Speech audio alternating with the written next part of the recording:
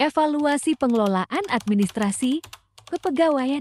Evaluasi pengelolaan administrasi kepegawaian adalah proses menilai dan menganalisis sistem, kebijakan, serta prosedur administrasi kepegawaian dalam suatu organisasi atau instansi.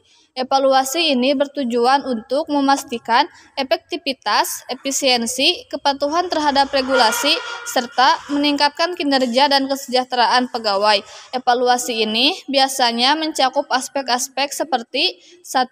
Perencanaan dan rekrutmen, menilai efektivitas proses perekrutan dan seleksi pegawai. 2.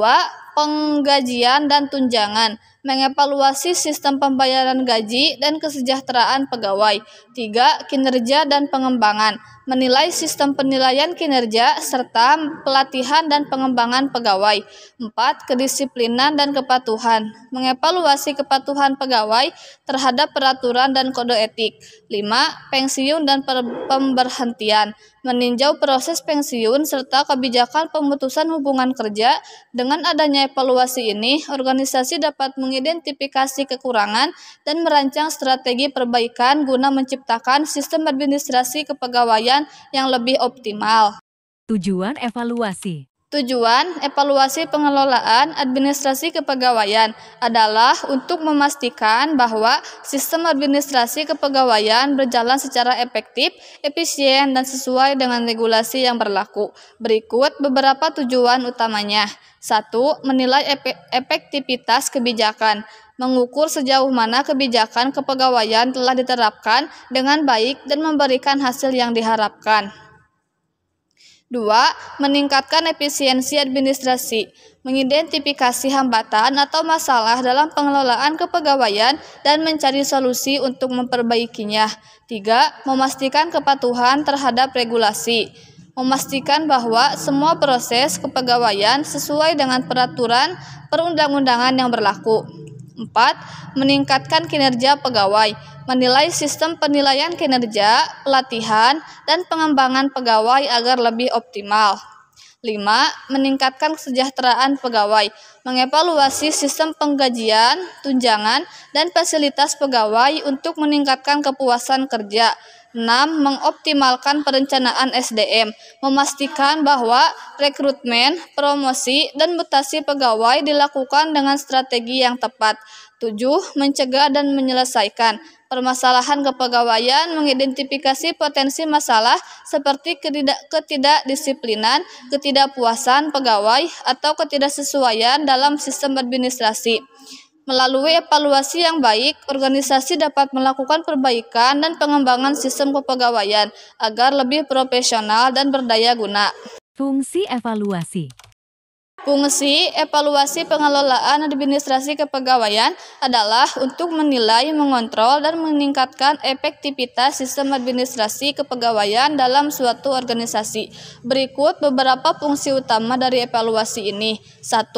Fungsi pengukuran, menilai sejauh mana kebijakan dan prosedur administrasi kepegawaian telah diterapkan dengan baik. 2. Fungsi pengawasan dan pengendalian, mengontrol apakah pengelolaan kepegawaian berjalan sesuai dengan standar, aturan, dan regulasi yang berlaku. 3. Fungsi perbaikan dan pengembangan, mengidentifikasi kelemahan atau kendala dalam sistem kepegawaian dan mencari solusi untuk meningkatkan efektivitasnya. 4. Fungsi akuntabilitas, memastikan bahwa pengelolaan administrasi kepegawaian dilakukan secara transparan dan dapat dipertanggungjawabkan. 5. Fungsi motivasi, memberikan dorongan bagi pegawai untuk bekerja lebih baik dengan memperbaiki sistem penghargaan, pelatihan, dan kesejahteraan. 6. Fungsi prediksi, menganalisis tren dan masalah kepegawaian di masa depan untuk perencanaan SDM yang lebih baik. 7. Fungsi keputusan, memberikan data dan informasi yang akurat untuk mendukung pengambilan keputusan dalam pengelolaan sumber daya manusia. Evaluasi yang baik akan membantu organisasi menciptakan sistem administrasi kepegawaian yang lebih efisien, adil, dan profesional. Metode evaluasi. Metode evaluasi. 1. Metode studi kelayakan atau feasibility study. Menganalisis apakah program atau kegiatan administrasi kepegawaian layak untuk dilaksanakan.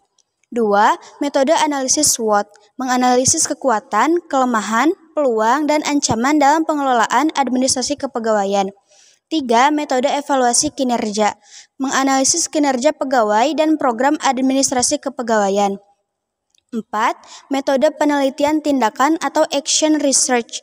Menganalisis dan memperbaiki proses pengelolaan administrasi kepegawaian melalui penelitian tindakan. Proses pelaksanaan evaluasi. Proses pelaksanaan evaluasi.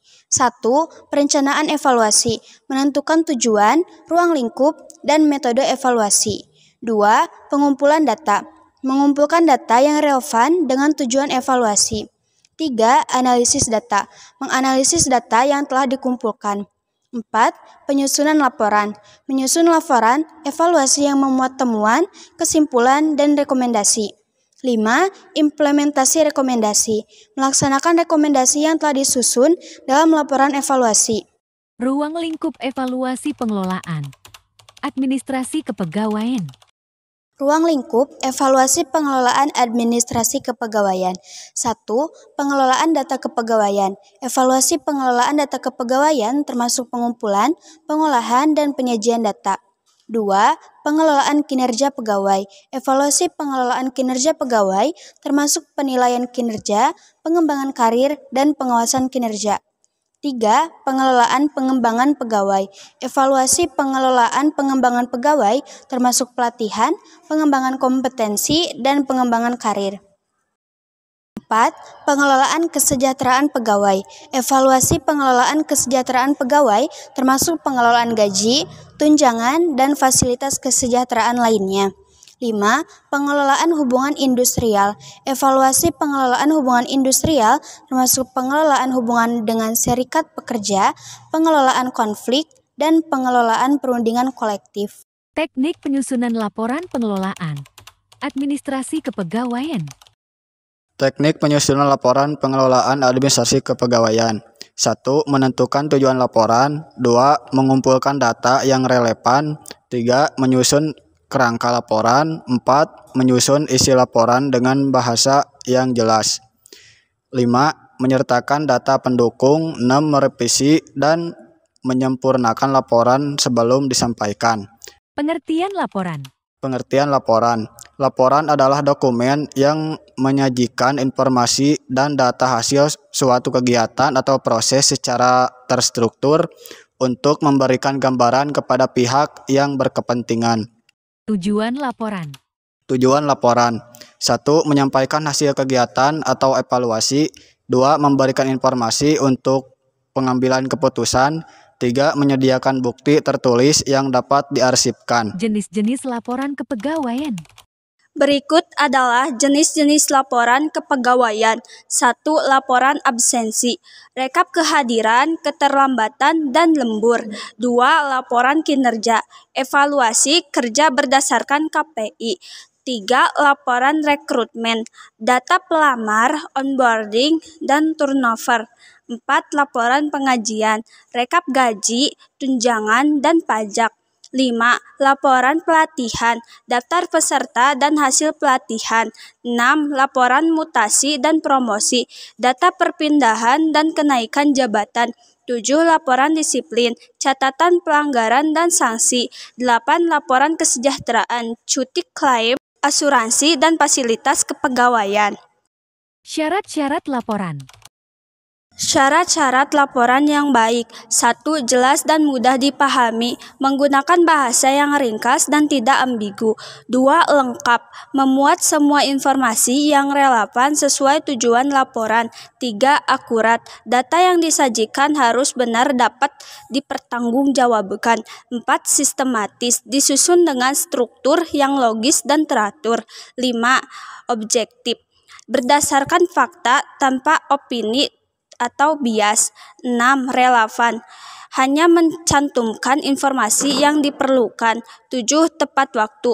Disusun dan disampaikan sesuai jadwal yang ditentukan. 8. Dapat diverifikasi, bisa diperiksa ulang dan divalidasi jika diperlukan. Langkah-langkah pembuatan laporan. Langkah-langkah dalam pembuatan laporan. 1. Menentukan tujuan. Tentukan alasan dan tujuan pembuatan laporan. 2. Mengumpulkan data. Kumpulkan informasi dan data yang relevan. 3. Menganalisis data. Olah dan interpretasikan data sesuai kebutuhan. 4. Menyusun kerangka laporan. Buat struktur laporan yang sistematis. 5. Menulis laporan. Susun laporan dengan bahasa yang jelas dan objektif. 6. Memeriksa dan mengedit. Periksa kesalahan dan pastikan keakuratan data.